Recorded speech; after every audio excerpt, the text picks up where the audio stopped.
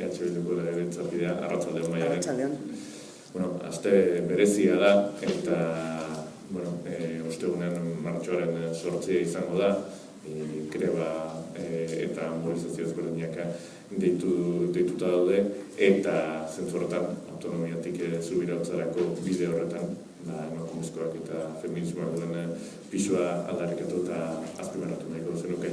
Arratsaldeon guztioi, lehenik eta behin. Egia esan, martxoaren 8ko hausnarketak ideia bat ere ekarri dit gaurkorako, ezta? Eta aipatzen hasi nahi nukena oso gauza xumea eta oso oinarrizkoa da, unibertsala behar lukeelako, ezta? Eta hori da pertsona bat eta boto bat. Esango nuke ohitu egin garela eta asumitu dugula hori horrela dela, baina borroka eginez lortutako zerbait dela.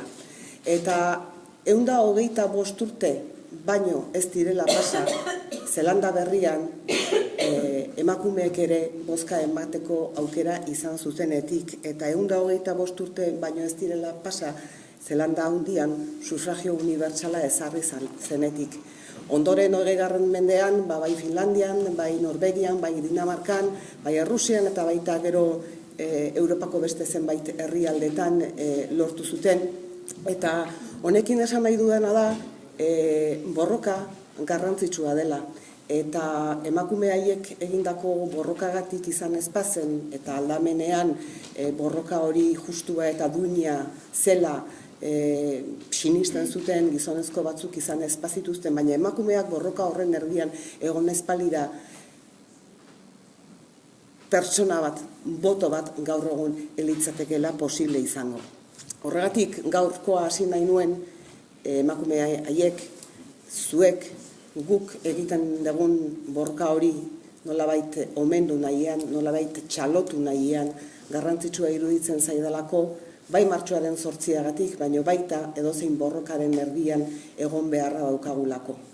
Eta emakumeak borroka horien erdian egotea garrantzitsua izango delako, osatu nahi dugun estatuan, estatu hori ez dugulako besterik gabe estatu bat izatea nahi, baizik eta emakume eta gizonen arteko berdintasuna bermatuta izango duen estatu bat izatea nahi dugulako, ezta? Horregatik martxoaren 8aren karietara etorri zaidan eta sortu zaidan hausnarketa izan da. Gure geroaz, geure arduraz jokatu behar dugulako, ezta? Eta geure ardura delako hein handi batean geure gero hori osatzen hastea eta egiten hastea. Pertsonek bezala herriek ere borondatea daukate eta erabakitzeko eskubidea nahi dute eta izan behar dute, ezta? Eta menpekotasunaren aurrean askatasuna aldarrikatzen dute, eta hori da gure kasua, ezta? Menpekotasunaren dependentziaren aurrean askatasuna nahi dugu, ez dependentzia nahi dugu. Eta horregatik iruditzen zait aldarrikapena garrantzitsua dela, gure herriaren etorkizuna eskubide bat dela aldarrikatzea garrantzitsua dela, eta gogoratzea momentu oro gainera guk erabakitzen espaldin badugu beste norbaitek erabakiko duela gure tokian, ezta? Orduan beste norbaitek erabakitzea nahi espaldin badugu guk geuk hartu behar dugula erabaki hori egiaztatu dadin eta egikaritu dadineko motorra izateko nahia besterik espaldin bada, ezta? Legebiltzarrean egingo duguna eta aurkeztu duguna berehala kontatuko dizuet, baina oso garrantzitsua da kontuan hartzea danok hau ez dugula legebiltzarreko 4 pareten artean egingo. Hau egingo dugula gutako bakoitzak motor gisara egingo duen lana barreiatuz eta zabalduz. Eta bada gauza bat hemen aipatu nahi dudana hasiera honetan bertan, eta da, hainbat aldiz aipatzen diguten legalitatearen kontua eta marko legalaren kontua, ezta? Hitz egin ahal izango dugu geroago nahi baldin baduzue legalitateaz eta marko legalaz eta gainerako kontu horietaz guztiaz, baina iruditzen zait oso garrantzitsua dela guk geuk ere geure buruan dauzkagun muga horiek, legalitatearekiko dauzkagun horiek haustea eta jakitea posible den bezala pertsona bat, boto bat, pertsona bat batek egin dezaken lana izugarria dela eta herri batek ere baduela bere borondatea erabakitzeko eskubidea eta hori dela hain zuzen ere dokumentu honen bitartez egin nahi duguna. Eta aipatu duzu, dagoeneko nola egin nahi dugun, nola ez durmamituta nola egikaritu nahi dugun transizio hori autonomiatik subirautzera, estatu propio izatera, bidean estazio ezberdina daude, baina momentu honetan abia puntu baten daude, abia puntu horrek argi ilunak erakusten ditu, izan ere testu inguru politikoan antzeman daiteke bereziki Espainiar estatuan, involuzio saiakera argia ematen ari dela, soilik Ciudadanosen gorakada batik, baizik eta soilik modu gertu baten, antzeman daiteke nola, adibidez Eusko Legebiltzarran aprobatzen diren lege batzuk, elegitea jasotze duten, eta zentzu horretan errezentralizazio eta involuzio zantzu nabarmenak ikusten dira. Baina bestalde, Kataluniako ispiluak edo ereduak erakusten du posible dela aurrera egitea eta posible dela transizio horretan urratsak betetzea eta estatu propio bat izatetik gertu edo behintzat buru jabetza ariketa sakonak egitea. Bai, begira, guk autogobernu ponentziarako prestatu duguna, danok ezagutzen duzue dagoeneko, autonomiatik subirautzara, eskailera maila batean, eskailera maila bata. Eta ez nuke hizketan hasi nahi esan gabe Euskal Herria Bilduren helburua, Euskal Estatu independente bat dela, errepublika formarekin, eta egunero lan egiten degula, hain zuzen ere hori lortzeko. Legebiltzarrean aurkeztu duguna, beraz, ez da maila bat, baino, Araba, Bizkaia eta Gipuzkoarako izan daiteken maila. Eta zergatik orain eta zergatik dokumentu hau, ezta? Bueno, besteak beste, zuk aipatu dituzu aldagai batzuk. Batetik Espainian eta Espainiaren gandik ikusten dugun involuzioa, ezta? Eta hor Kataluniak duen garrantzia. Nik uste dut, eta Euskal Herria Bilduk diagnostiko hori egiten du, eta zuek ere askok badakizue diagnostiko horren berri, Espainiako estatua konturatu dela 1978 urtean, bai Araba, Bizkaia, Gipuzkoari, baita Nafarroari egin batean, baita Kataluniari, baita Galiziari agian gehiegi eman zigutela, ezta? Gehiegi eman ziguten, eta orain, eta Kataluniako prozesuaz luze hitz egin baldin bagenezake ere, iruditzen zait Kataluniako prozesuak zerbait egin baldin badu izan dela estatua biluztu. Estatua bilutzik geratu da Kataluniak burutu duen prozesuarekin. Eta biluzketa horretan, estatuak erakutsi du bere betikoa. Momentu batzutan, autonomia estatutu batzun bitartez eta beraiek hainbeste loratu duten autonomien estatuaren bitartez neurri batean mozorrotu duena. Baina orain erakusten ari da bere betiko aurpegia. Eta bere betiko aurpegi horretan, egunero entzuten ditugu, bai Partido Popularreko goi ordezkariak, baita Partido Sozialistako goi ordezkariak, eman zitzaiguna gehiegi zela esanaz, eta hezkuntzan atzera egin behar dela esanaz, edo zuk esan bezun bezala Gasteizko Legebiltzarrean hartzen diren hainbat erabaki auzitegi konstituzional independente horren bitartez errekurritu egiten dira, eta ikusten dugu estatua involuzio handi batean badatorkigula. Ciudadanos aipatu duzu, eta egia da Ciudadanos badala faktore bat kontuan hartu beharrekoa eta ahaztu behar ez duguna, ezta? Baina uste dut Ciudadanosen fenomenoa ere kokatu egin behar dugula. Gaurkoz, Ciudadanos ego Euskal Herrian ez da ezer. Agian izango da, eta ikusiko dugu zer gertatzen den baldin bada. Baina nik badaukat nola baiteko beldur bat, eta beldur hori da, Ciudadanos badatorren horretan, aztuko ote zaigun zein dan PP adibidez. Eta PP da Europako alderdirik korruptoena, PP da 155. Artikuloa ezarri duena, gero hitz egingo dugu parentesi txiki batean 155az nahi baldin baduzue. Ez, batez ere esateko Euskal Herriak 155 orain baino lehen ezagutu duela. Itxi dizkigutela komunikabideak ilegalizatu dituzten alderdi politikoak, eta beraz 155 de facto Euskal Herrian ezarria izan dela orain baino lehenago. Egia da, nahi baldin baduzue 155aren aplikazioak baduela kuantitatiboki eta kualitatiboki esango nuke, ez da, esan nahi duela urrats bat aurrera ematen dela, Gainera 155aren aplikazioa oso aplikazio libre izan da.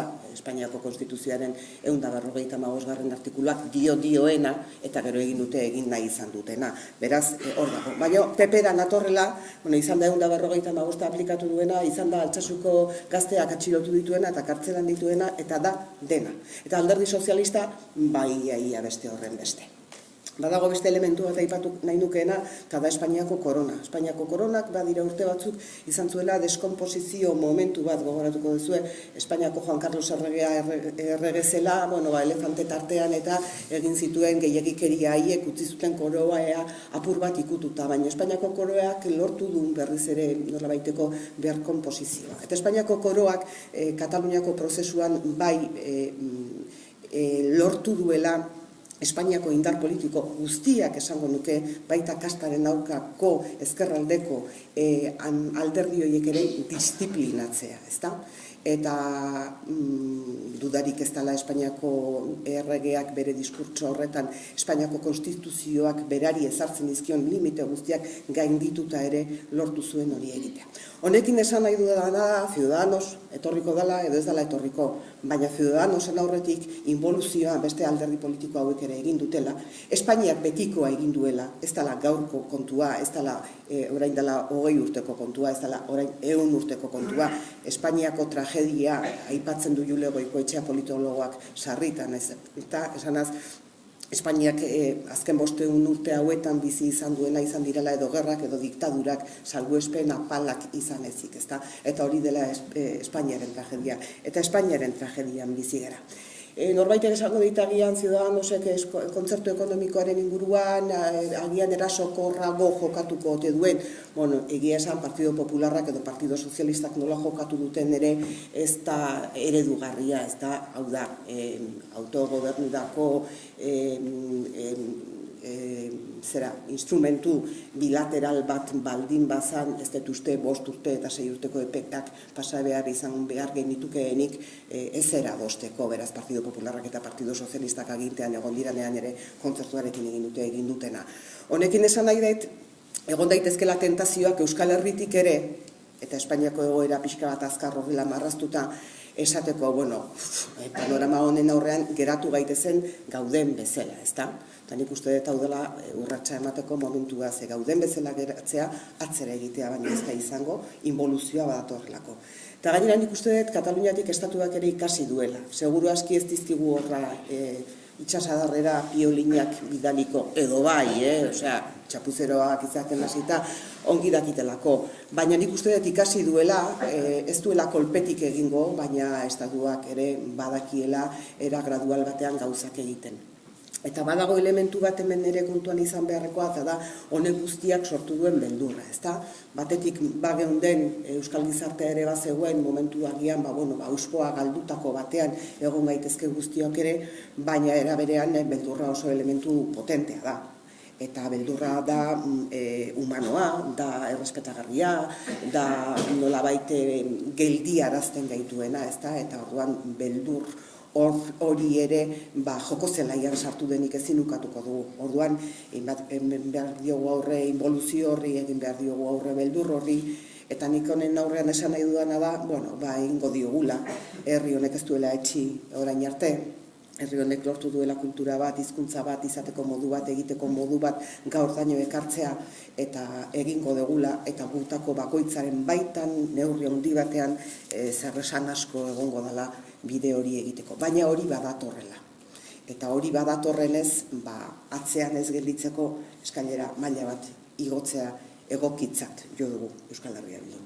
Joko zelaia aipatu duzu, nolabait irudikatu duzun argazkian erregimenaren birkonposizio bat irudikatu duzu, partia berri bat jokatzeko, bere burua indartu eta eraberritutzat azaltzeko, eta partia hori jokatu nahi dute. Eta bestetik, dokumentu honetan, dokumentu berritzailetzat jo dute askok, kontzeptuz eta formaz, eta zentzu horretan, Araba, Bizkaia eta Gipuzkoan partia berri bat ere jokatzeko tenorean gaude, eta nolabaiteko estrategia edo ardatz nagusi bezala hiru kontzeptu nabarmendu daitezke. erabaki adostu eta askatasunez. Bai, horrela esaten dut nik, ezta, dokumentu honekin, dokumentu honek batez ere erdi-erdigunean jartzen duela herri honek duen erabakitzeko eskubidea, Araba, Bizkaia eta Gipuzkoako emakume eta gizonek dugun erabakitzeko eskubidea. Dokumentu hau printzipioz adosteko jaioa dela, hau da, Euskal Herria Bilduk eskuzabaltasun handiz jokatu duela dokumentu hau egiteko garaian eta eskuzabaltasun handiz jokatu duela badakielako, badakigulako adibidez 18 garela Eusko Legebiltzarrean eta ez 38 edo 48 edo 58 izango garen bezala. Baina 18 garela. Eta, beste batzukin adostu behar dugula, ezta? Izango dugu agian geroxago adostasun horien inguruan hitz egiteko aukera, baina pintzela da bezala utzi nahi nuke, adostu beharko dugu alderdi politikoekin, baina oso garrantzitsua izango da, eta horretarako ere prozesu parte hartzaile bat zabalduta dago, herritarrekin, antolatutako gizartearekin, sindikatuekin, talde feministekin, unibertsitateekin, kultura munduko eragileekin, euskara munduko eragileekin, hau da mundu guztiarekin adostu beharko dugu, eta mundu guzti hori izango da gainera, Euskal Herria Bildu eta Euskal Herria Bilduk dokumentu honetan jasotzen duenerako bultzada, ezta? Hori baita gaur Katalunia ez dugu izpide, baina Kataluniatik ikasi genezaken bestea, ez da, gizartea atzean edukita eta gizartea bultzaka edukita eta gizartearen bozkaz, hau da, erabaki demokratikoz bidea errezagoa izan daitekeela zaila izango baldin bada ere. Erabaki demokratikoa konsulta militante baten bidez? Bai, iritsiko gara konsulta militantera, baina utzi jazu kontu bat esaten. Bai, dokumentu honek jasotzen duena da, dokumentu hau dago erabakitzeko eskubidez, bai. Dokumentu honetan aipatzen dugu, Euskal Herria nazio bat dela eta nazio bat denean erabakitzeko eskubidea daukagula, ezta? Eta hori horrela da, eta hori onartzen dugu abiatzeko.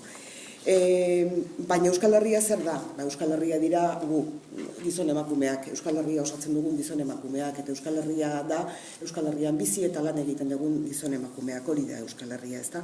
Eta borondate hori, gizon emakume horien borondatea da, hain zuzen ere Euskal Herria, herritar borondate hori da Euskal Herria. Beraz, gizon emakume horiek izan behar duten erabakitzeko eskubidea da hemen jasotzen dena. Ze arlotan jasotzen dugu, egunero eragiten diguten kontuein inguruan. Hau da, Euskal Herriak erabaki behar dezake, eta egun hauetan oso sarri entzungo zen idaten agian esaten ez da, baina oso esaguratsu egiten zait.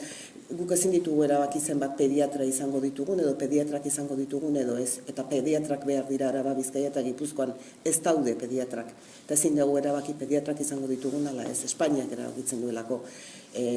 Berriki ezagutu dugu, funtzionariok 35 ordu lan egitearena, ez dela gure erabakia, ez da, ezin dugu erabaki guk langileok zenbat lan ordu egingo ditugun administrazio publikoetan, hori ezin dugu erabaki. Zuetako baten bat, seguru ibili dela egun hauetan, ni bai behintzat, pentsioen inguruko manifestazioetan, ez da, bizitza oso azkar pasatzen dalako, eta gure pentsioak ere jokoan daudelako, eta zuetako batzurenako haindik ere jokoango, ez da?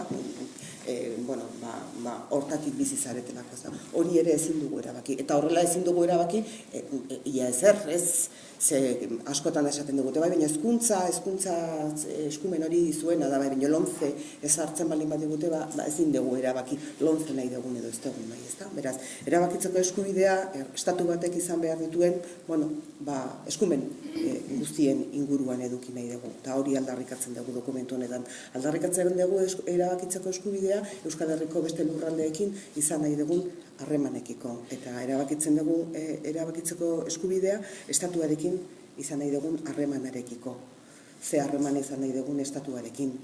Eta horretarako, eta zu kontsultabilitantea aipatzen zenidan, dauzkagu tresna batzuk. Kontsultabilitantea, ponentziarako aurkeztu dugun dokumentu honetan,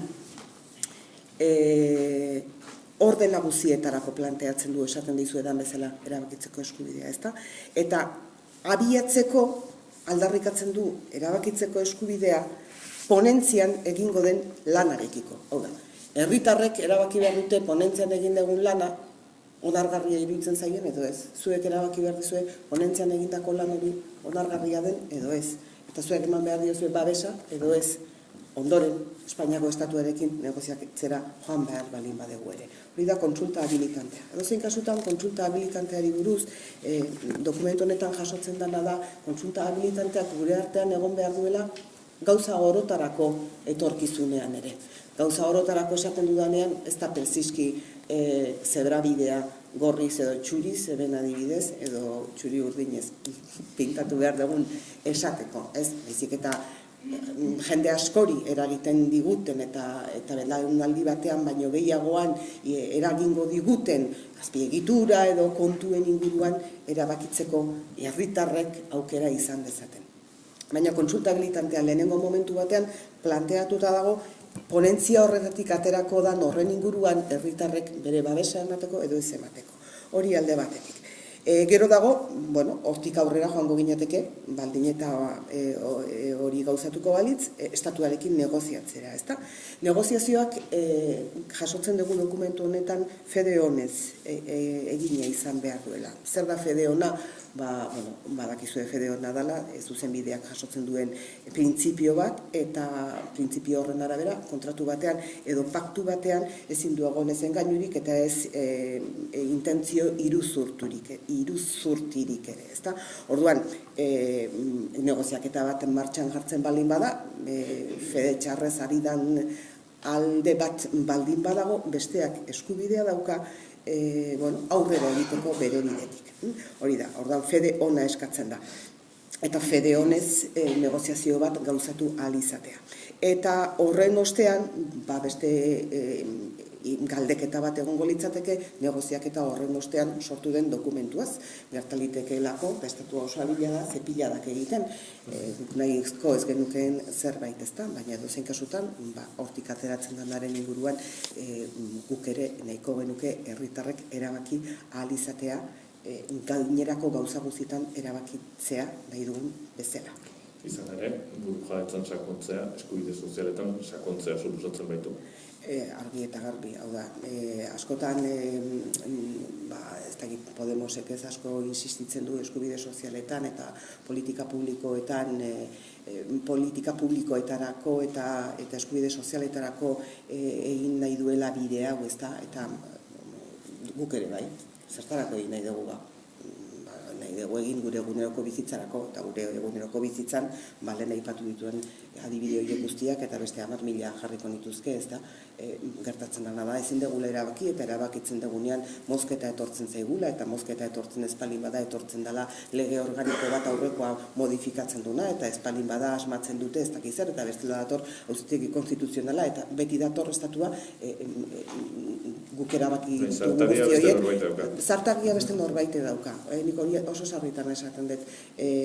Esango dut orain ez da, Euskal Estatuaren botereak eta nola jasotzen diran dokumentu honetan, baina kontua da zartagiaren kirtena guk izatea helduta.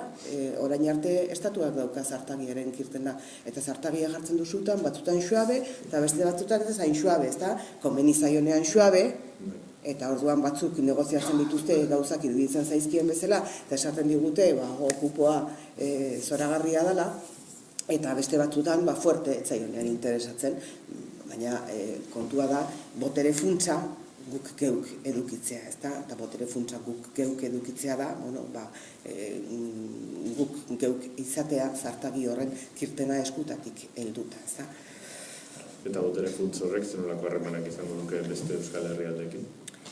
Zer nolako harremanak izango lituzken beste Euskal Herriko lurraldeekin, Euskal Herria Bilduk ongi dakizun bezala batetik implantazioagatik, Nafarroan bide bat egiten ari da, eta Euskal Herria baiko iparraldeko gure lankideekin ere harremanetan gaude etengabe, ezta?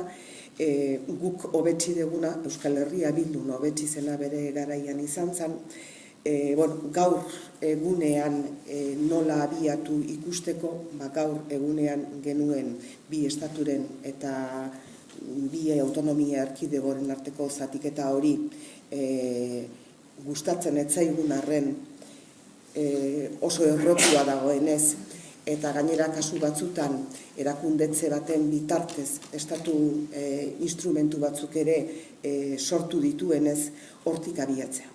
Eta hortik abiatzea eta lantzea herritarren gehiengoak bereien borondate demokratikoaren bidez erabaki dezaten eurek ere nahi dutela Euskal Estatu independente bat, konfederazio formarekin adibidez, baina beraiek ere hori nahi dutela. Eta Gasteizeko legebiltzarrera bueltatuko gara, momentu batez, izan ere, autogobernu ponentzia abian da, dokumentua horren lekuko, beste alderdi eta koalizioek ere euren proposamenak egin dituzte, eta akordioa jartzen da, mugarrietako baten moduan, eta akordioa norekin, nola?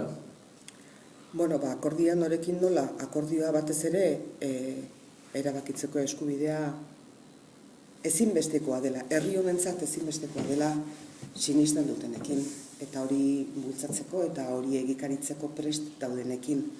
Batek esango ditzuentzako marra gorria da, nik esaten dudana da guretzako giltza dela, herri honentzako giltza dela.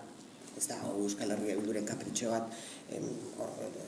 herri honentzako giltza da, herri honek ezin dizkio bere buruari, bere beharrei ateak itxi, eta erabakitzeko eskubidea zentzu hortan aipatu ditugun gauza horiengatik guztiengatik giltza da.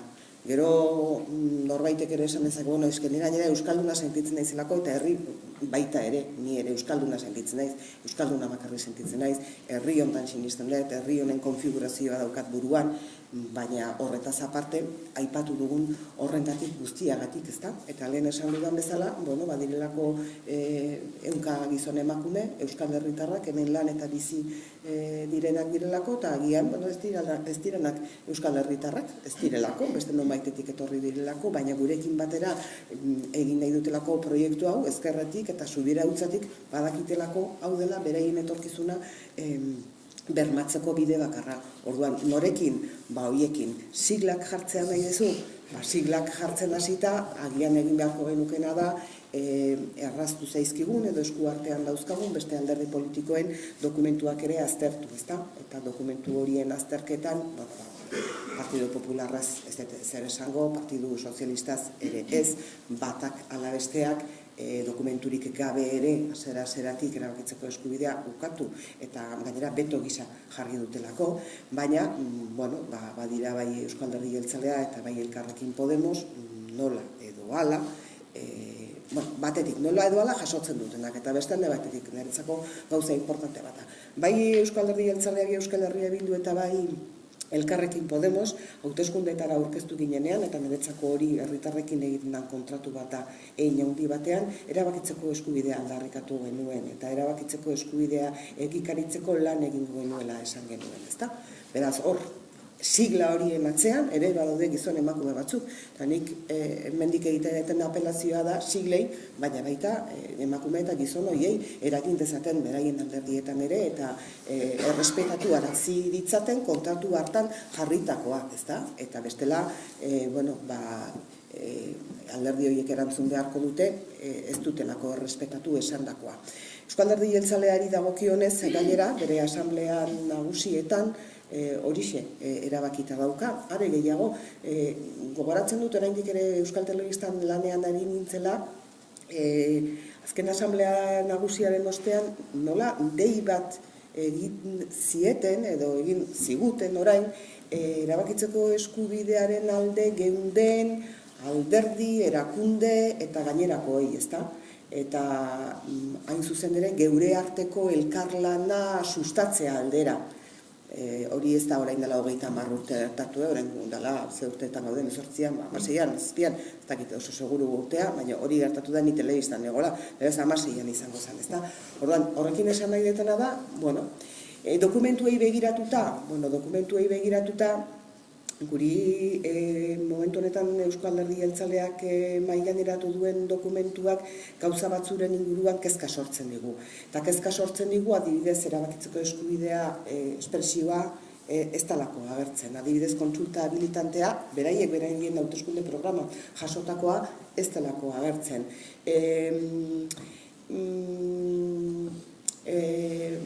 Adibidez,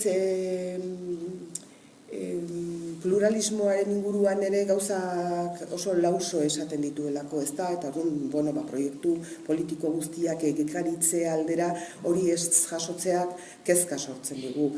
Zaigu gustatu auzitegi konstituzionalari ematen dion papera, naiz eta auzitegi konstituzionala aipatzen duenean, beste konfigurazio bat izango lukeela eta abarrak esaten dituen, ezta? Baina dozein kasutan, nik oso presente daukat egungo auzitegi konstituzionala eta ez ditalako konfiantzarik ematen, ezta? Irakurketa zabalago bat eginaz, badauka musika bat Euskal Alderdi Jeltzalearen dokumentuak, non eta ulertu daiteken erabakitzeko eskubidearen alde dagoela. Nik egun hauetan sarri esan ezta, musika hori, segun ze pentagramatan jartzen dezun, eta pentagrama horrek ze klabe dun, klabe de sol edo fa, erabatera edo bestera izan daitekeela, ezta? Berak eskubide historikoetan oinarritzen du hain zuzen ere bide hau egiteko aukera, eta guk horri ez diogu egiten, baina iruditzen zaigu ez dela nahikoa, eta printzipio demokratikoa eta pluralitate printzipioa aldarrikatu egin behar ditugula, hau da herritarrek demokratikoki erabakitzen dutena dela dozerren aurrean jarri behar dela, ez da? Eta Podemos hori gero eta gehiago erortzen zaio erabakitzeko eskubidea. Gero eta gehiago erortzen zaio erabakitzeko eskubidea, nik uste dut Kataluniako prozesuak zer esana izan duela, estatuari begira dagoen alderdi bat dela hein handi batean, Podemos ere gauza zabal bada, baina asko bai, eta orduan, urratsa emateko, zailtasun gehiago dituela iruditzen zait, ezta? Baina hor dauka jasota nola edo hala ere.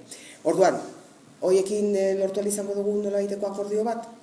Euskal Herria Bilduk aleginak eta 2, eta 3, eta 4 egingo ditu, baina batez ere alderdi politiko horien eta sigla horien atzean dauden emakume eta gizonei esan behar diogu zer nahi dugun. Aurrera egin edo hemen geratzeak atzera egitea esan nahi duelarik gure uste apalean, eta ez dut uste beste diagnostikorik egiteko elementurik daukagunik, ezta? Ordu erdi pasatxo egin dugu dagoeneko, laster irekiko dugu hausnarketen eta galderen txanda, nik galderak egiteko monopolioa partekatzeko. Baina oraindik ere pare bat egingo izkizu, orain aipatutakoaren ildotik izan ere, egon liteke sektore batzuetan, noiteko tentazioa, belaunaldi oso bat hipotetkatzeko akordio bat erdiesteko, erabakitzeko eskubidea gauzatzen duzuena, baina nahiz eta tentazio hori egon, Euskal Herria Bilduren tentazioa da partia bukatzea eta autonomiatik subirautzarako bide hori egitea. Bi gauza esango dizkizut niri zentzu honetan interesgarriak iruditzen zaizkidanak. Batetik, ponentziak berak erabaki du prozesu parte hartzaile bat martxan jartzea. Prozesu parte hartzaile hori legebiltzarreko adi plataforma erabiliz egingo da. Plataforma horri daukana baino publizitate gehiago egingo zaio, edozeinek parte hartu dezan eta edozeinek bere iritzia eman ahal izan dezan. Eta beste prozesu parte hartzaile bat onetsi dugu ponentzian, oraindik nik dakidala erantzunik jaso ez duena, baina izango litzateke Eusko Ikaskuntzarekin batera, edo Eusko Ikaskuntzak zabalik daukan prozesuaren barruan, geure oinarri eta printzipioen inguruko prozesu parte hartzaile bat egitea. Oso labur esan da Eusko Ikaskuntzak bere 100. urte urruna dela eta liburu berdearen eta liburu zuriaren lanketa bat egiten ari da, eta hor badauka gai nagusi, herri honen etorkizunerako gai nagusien inguruko hausnarketa bat eta prozesu parte hartzaile bat zabalik, eta Eusko Ikaskuntzarekin bai Euskal Herria Bilduk eta bai beste alderdiek izandako elkarrizketen ostean, bereiek prest zeuden egin batean gure oinarri eta printzipio horiek prozesu parte hartzaile horretan ere eransteko, ezta? Beraz, hori garrantzitsua iruditzen zait, prozesu parte hartzaile horretan ere, herritarrak alde batetik eta ondoren gizarte zibileko talde antolatuak ere badaudelako, eta bai batzuk eta bai besteak beraien proposamenak egin ahal izango dituztelako, eta konpromisoa dagoelako ondoren oinarri eta printzipio horien idazketa egiterakoan, bai adi plataformatik eta bai eta prozesu parte hartzaile hortatik jasotako proposamenak jasotzeko. Euskal Herria Bildu bere aldetik, ari gara kontatzen etxekoentzat, etxeko ingurukoentzat eta abarrentzat dokumentuak jasotzen duena, baina ari gara baita bide hau paraleloki gurekin batera egin dezaketenekin hizketan, ezta? Zera esan nahi dut honekin, mundu guztiari ez diot eskatuko ezkerreko soberanista izan dadin, baina soberanista edo pixka soberanista izatearekin sentsibilidade hau jaso eta ulertzen duenarekin herri honen etorkizuna honetan dagoela, uste dut bultzada bat eta bide komun bat egin dezakegula. Bakoitza bere erraian, bakoitza bere tokitik, ezta? Eta hor badaude, gu hizketan ari gara bai Euskal Herriko sindikatu nagusienekin, bai unibertsitateko ordezkariekin, bai euskalgintzako sektoreekin, bai talde feministekin, hau da, gizartea osatzen duten eragile nagusi guztiekin. Ados egon daitezkenekin eta ez daudenekin, edo lehenengo kolpe batean behintzat ados ez daudenekin, ezta? Adibidez, joan dan egunean Confebaskekin egin genuen bilera famatu horretan, nik oso ondo esplikatu nien hau, edo algun hobena esplikatu nien hau, eta zertan ginean ere bai, ezta? Beraz, esan nahi dut, gu egiten dari gera sozializazio lan bat, ezta? Eta sozializazio lan horretan ere, esaten dari garena da, egin zazu zeure bidea, baina zeure bidea neirea bezala edo geurea bezala han ikusten balin badezun metatu indarrak eta aktibatu zure inguruan daukazun jende hori, izan daitezke sindikatu bateko militanteak, izan daiteke unibertsitateko zure eremuko jendea, izan daiteke mugimendu feministako kideak aktibatu jende hori bide hau egiteko. Eta nik ero herritarrei bakanka eta euren soilean ere esaten diet, nire buruari esaten diodan bezala, ez da, gu ere, hasieran esan dudan bezala, motorra handia gara, eta guk ere egin genezake, borrokak kalean irabazten dira, kalean, pelukerian, tabernan, goizean, atxaldean, txapa denbora guztian sartzea ere ez, baina, en fin, nik uste aktibatzeko, hau kontatzea, lasaitasun handiz kontatzea, aurkituko ditugun zailtasunak hor egongo direla kontatzea, zailtasunak egongo direlako, dudarik ez daukat, itzengo dugu gero nahi balen badizu ez, zer espero dezakogun Espainiako estatuaren aldetik, borondatez, ezer ez, baina tira, esan baina egin dezagun bidea, eta bide hortan, bide hau azten, heltzen, handitzen dugun tamainan guk ere izango dugu aukera gehiago, hemen jasotzen dugun eskailera maila hori igotzeko, ezta? Eta, helburua, esan da bezala, Euskal Estatu independente bat izanik. Koetako bat, herritarrak alduntzea, herritarrak alduntzea. Herritarrak sektoreak eraile. Herritarrak sektoreak bide... Zen ere batzuk nahi dute mugatu eztabaida parlamentariora eta... Egia esan behar balin baet, oso adostasun handia egon da prozesu parte hartzailea egiteko. Gu asko poztu gera eta bale, oso ondo.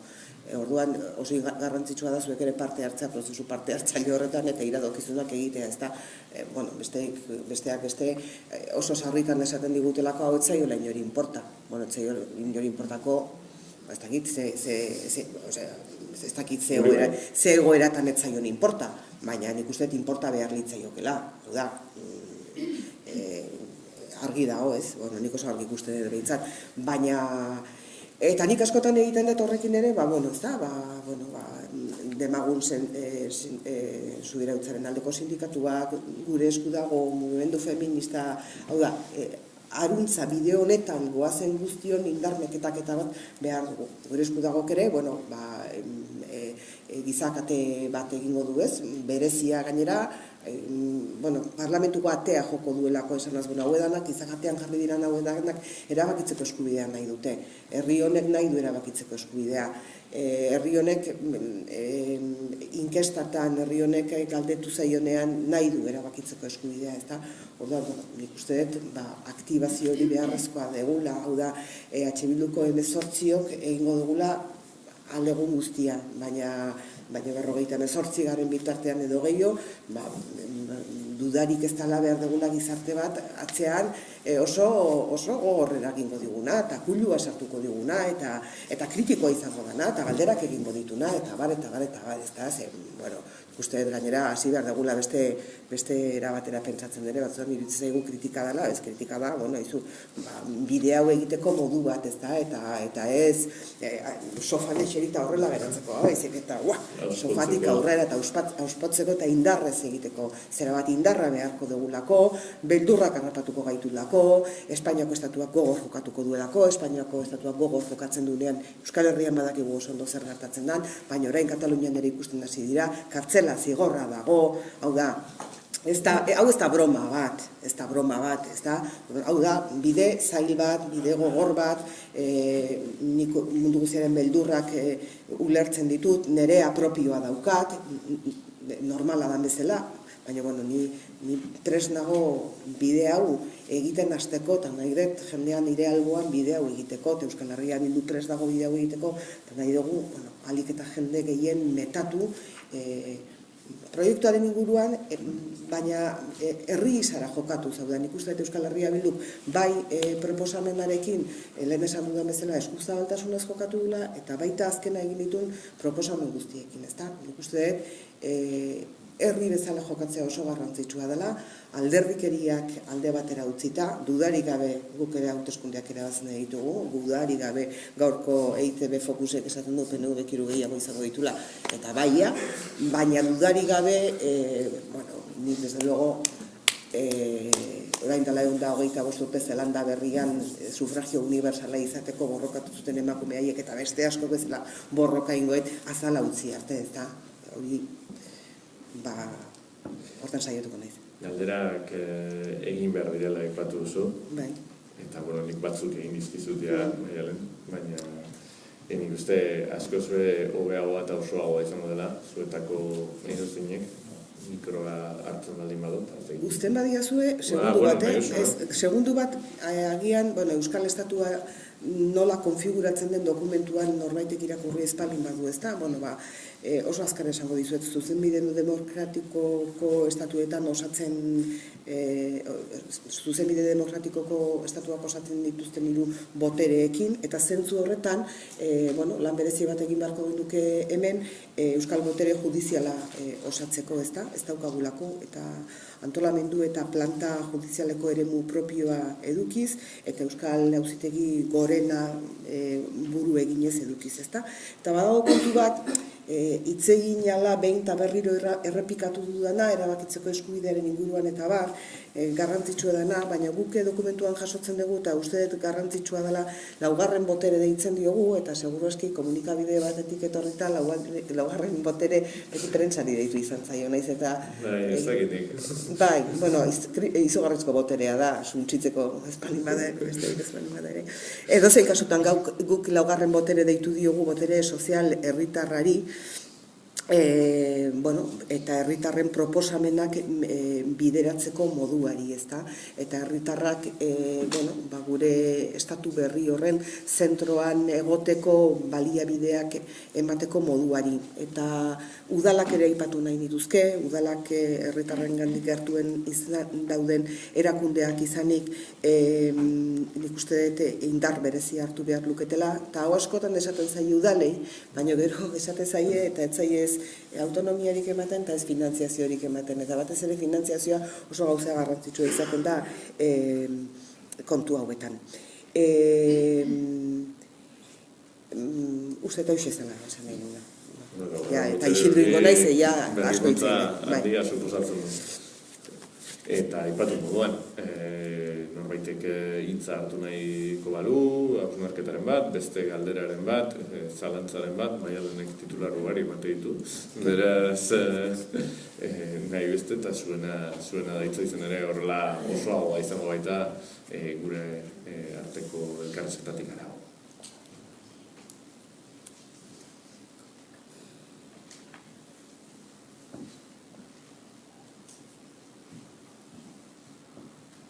Inork ez dauka... Bai, hombre. Claro, Mikel. Galdera da, Kataluniaren esperientzia hori Euskal Herritik begiratuta sentitu duguna, zenbateraino ez oten norbaiteko katarsis bat bezala, izan jende asko, independentista naiz, independentzia nahi dut, baina hor intuizioz bederen ikusi dugun panorama oso bortitza. Ez alden izango ingenuitate asko Euskal Herrian zapuzteko balioko duena edo izango dena. Ez dakit horren inguruan hausnarketa egin duzuen, baina balioko luke pixka bat ikustea zenbateraino lagunduko lukeen aurretik ikusi dugun esperientzia hori edo zenbateraino bildurgaren frenu bat bezala izango dela. Dudarik ez dela, nik esango nuke Katalunian gertatutako gertakari batzuk, izandako gertakari batzuk beldurtu gaituztela. Edozein kasutan laugarren botere horrek, hau da komunikabideek erakutsi digute gu beldurtzeko. Edozein kasutan estatuak hartu dituen neurriak, esanaz enpresak bazikoa zela eta bar hartu dituzte gu beldurtzeko, naiz eta gero gauzak ez diran izan esan duten bezala. Hau da, Kataluniako prozesuaren azkeneko 3 hilabetetan hartu diran neurri guztiak izan dira beldurtzeko eta desaktibatzeko, ezta? Edozein kasutan ikuste dudana da, Kataluniako prozesua perspektiba pixka batekin ikusi behar degula. Perspektiba pixka batekin, eta gaur egun perspektiba hartzea ez da erreza. Besteak beste, gertatzen den guztiaren iraungitze data oso laburra delako, ez da jogur batek baino gutxiago irauten du. Ateratzen da digital batean, handi 5 minutura kanbiatu dute, orduan gaur hau da arazoa, gero orain kupek zer erabaki duen, besteak zer erabaki duen. Gusta perspektiba pixka batekin hartu behar degula. Ze estatua bera eta estatuarekin bat ere inkomodo izan nahi ez dutenak, eta prozesu honetan hain zuzen ere lagundu diotenak estatuari baita Euskal Herritik ere, kontatu nahi digute Kataluniako prozesua amaitu dela. Nik beti esaten dut, prozesu independentista bat ez dela lineala, ez dela erraza, goraberak dauzkala, aurrera pausuak eta atzera pausuak dauzkala. Bat aurrera eman orduko agian bi atzera ematen direla, baina emandako horrek badaukala pixua eta garrantzia, ezta? Egunotan adibidez, ez da, apuratuta, kupek zesan duen, besteak zesango duen. Hau gertatu da, pentsa, mas ez da presidentea. Hau gertatu zen. Hora, uste perspektiba pixka batekin hartu behar degula, eta ikusi behar degula horrelako prozesuak ez direla errezak, ez direla linealak. Askok esango dugu, Europan jarri genitun esperantzak eta Europak ze erantzun duen. Europak egiten duena da mantendu bere status quoa eta zaila izango da estatu existitzen den estatu baten aurka egitea, ezta? Orduan, edozein kasutan ikuste dut perspektibarekin hartu behar dela eta jaso behar ditugula ikasgai baliogarriak. Ikasgai baliogarriak dira, herritarren borondate demokratikoa errespetatu egin dutela, orain arte behintzat, herritarrek suposatu dutela sekulako motorra prozesua aurrera eramateko, eta hor badaukagula zer ikasi, eta alderdiak ere ausartak izan direla egin handi batean, oso egoera zailetan, ezta? Orduan badauzkagu ikastekoak. Gero bakoitzak bakizu futbolean bezala, ez da danak entrenadore, eta orduan esan dezakegu hobeto edo kerro edo iruditzen zait, edo ez zait iruditzen. nik uste prozesua perspektibarekin hartu behar dela, ezin gaitezkela hasi aztertzen minutuan gertatzen dana, eta bai, estatuak ikasi du eta nik uste dut Kataluniak biluztu duela zentzu horren estatua, eta involuzioa besteak beste horregatik datorrelako, ezta? Baina herri honek ezagutu ditu garai oso latzak. Eta herri honek garai oso latz horietan ere jakindu aurrera egiten, jakindu hizkuntza bat mantentzen, jakindu kultura bat mantentzen, jakindu bere moduak egiten beste produkzio sistema batzuk martxan jartzeko, jakindu industria bat mantentzen, jakinditu gauza asko, ezta? Eta onaino iritsi gera. Orduan, uste gauzak perspektibakin hartu behar direla, eta jakin, eta gero, frente hori zabalik dago. Iriki dezagun beste frente bat, ez frente bat zabalik eta beste bat zabaltzen balen badugu, eta kasualidadez galegoek ere esaten badute, haizu, guk ere, ez da gauza baira frente bat, ze bi frente edo hiru frente, ez da? Orduan, hasi gaitezen frenteak irikitzen, hasi gaitezen esaten guk ere bidea egin nahi dugu, guk ere nahi dugu, eta gainera estatuari esan bezaio dugu, begira, eta gainera gauza bat giltza dezu gauza konpontzeko. Ez dezu giltza ikusi nahi, oso ohitura zapaltzaileak izan dituzulako, betidanik, ez da, 500 urte esan eta euskalo noiztik, ez da, oso ohitura zapaltzaileak izan ditu Espainiak, oso antidemokratikoak, oraintxe bertan ere Katalunian erakutsi duena oso antidemokratikoa da, baina iruditzen zait, perspektiban ikusi behar dela, ikasgaiak ikasi eta fronteak ireki. Ezten horbaitek, hitza hartu nahi izango dugu, Miriam? Lehen hitzaldiaren hasieran martxoaren 8 ekarri duzu gogora, ez? Eta, nik ere horrekin eta mugimendu feministak beti zaintza jarri izan duela zentruan, gabezi bat nabaritu dut dokumentuan, eta da, ez? Nola eskubide sozialen atalean, nahiko garatu da, ez? Eskubide eta askatasunen atal guzti hori, baina uste dut zaintzari aitortza bat falta zaiola. Nolabait, iruditzen zait, betaurreko moreak ez direla erabili igual, ez, atal hori edo, Bai, zati hori garatzerakoan edo, ez da. Onartu dezaizukete, nik egin dudan lan guztian eta nirekin batera lanean aritu direnen artean nahiko argi izan duguna da, guk estatu bat nahi balin badugu, estatu betaurreko moreduna izango dela, ezta? Gero nola jaso dugun, agian ez dugu perfecto jaso, baina ez zaigu beste era batera okurritzen, ezta? Horregatik dauka aparteko aipamen berezi bat ere feminismoaren eta generoan inguruko gaiak eta bat, baina onartu dezaizuk eta gian ez jasoa izatea zaintzaren kasuan adibidez gai konkretu bezala eta agian ez zaiola behar besteko zabaltasuna eman, onartu dezaizuket. Ez Euskal Herria Bilduren eguneroko politikan ez dagoelako presente eta ez dagoelako kontuan hartzen, uste dut, egunero aldarrikatzen dugun zerbait dela, eta gainera, batere lotxari gabe esan dezaket, egunero aldarrikatzen dugun zerbait delako, persona oso jakinak horren gainean lanean dauzkagulako, eta bar, ez da, baina agian gertaliteke, beste gauza askorekin bezala, dokumentuak ez jasotzea,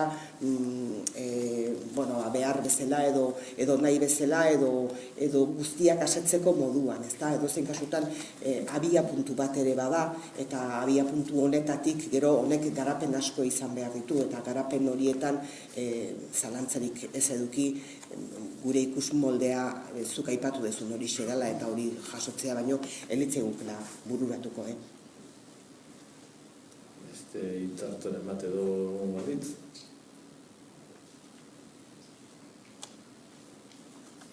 Zela baialen, astutako zerbait? Ez dakit zerbait astu da, agian astuko zitzaidan, baina... Baina horreko hori ez, aspektu guztiak gukin dituzu? Uste danak aipatu ditu dela, badago kontu bat Euskal Estatu nola deitzen dugu? Bai, Miriam berriz. Bai, Miriam. Kezka bat. Lehen uste dute ulertu dizudala, dokumentu honekin Bildurekin eta gainontzeko alderdiek aurkeztu dituzten dokumentuekin sintesi dokumentu bat egin beharko dela, ez? Bueno, Eta hori, imaginatzen dut hori nahiko zaila izango dela, ikusita, ze minimoak, guk marra gorria jarriko ditugu, imaginatzen dut, horre eskubidea eta, hainbat parametro garatu beharko ditugu, eta batzuekin gauza batzuetan ados egon gaitezke, PNV-rekin, Podemosekin, beste batzuekin ez, zeintzuk izango dira gure marra gorriak sintesi hori egiterakoan? Bueno, gu saiatzen ari gara ez marra gorriez hitz egiten, eta azken momentura arte kamiseta izarritzeko asmoa daukagu kontu honetan. Baina dokumentua irakurtzen baldin baduzu eta esan dut, erabakitzeko eskubideaz blaituta dagoela dokumentua. Eta uste dugu beste 40 urterako edo 30erako edo beste generazio batentzako ezin dugula bere buruaz, bere inguruaz, beregan eragina duten eguneroko politiketan erabaki ez dezakeen pertsona talde bat osatu, orduan erabakitzeko eskubidea dudarik ez dela izango da Euskal Herria Bilduren premia bat eta hortan arituko gera. Zer gertatuko da ez palin bada onartzen? Uz dezagun eta gaur jar gaitezen onartuko dela. Orain egingo da ponentziako koordinatzaileak egingo du adostasunen eta desadostasunen sintesi bat. Eta desadostasunen artean saiatuko gera gerturaketa bat egiten. Eta adostasun eta desadostasun horiek bilduta oinarri eta printzipio horiek joango dira prozesu parte hartzaileetara.